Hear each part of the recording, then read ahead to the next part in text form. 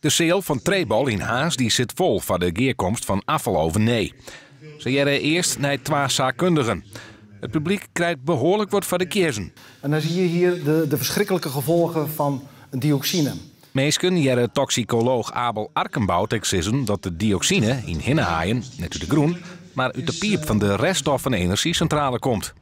En dat mist zij zijn uitwerking net. Sjoen wat we jong en jet en wat we niet al hier in de krant zien hebben, dan worden wij bezout de mieteren waar we bij staan.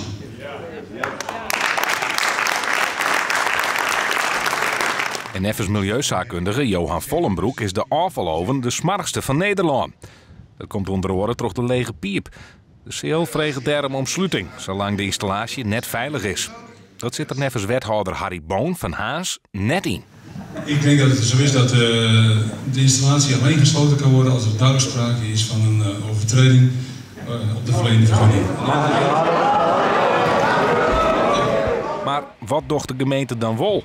De REC vergen om zo snel mogelijk te komen tot een pakket van maatregelen om dit soort accidenten, dit soort storingen in de toekomst, de kans daarop tot 0 terug te brengen bijna. 0 is onmogelijk, maar zoveel mogelijk beperken.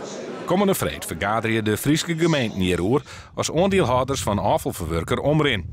Er zit dan wel wat op het spul, maar dat er geen maatregels naam worden. Ja, dan kom je in een ander hoofdstuk en dan denk ik trouwens ook dat het breder gaat liggen. Dat ook de toezichthoudende partij, de provincie, gaat zeggen van nou, dan zijn dus kennelijk al onze aanbevelingen niet voldoende. Nu moeten er met hardere maatregelen komen, maar dan op dat moment.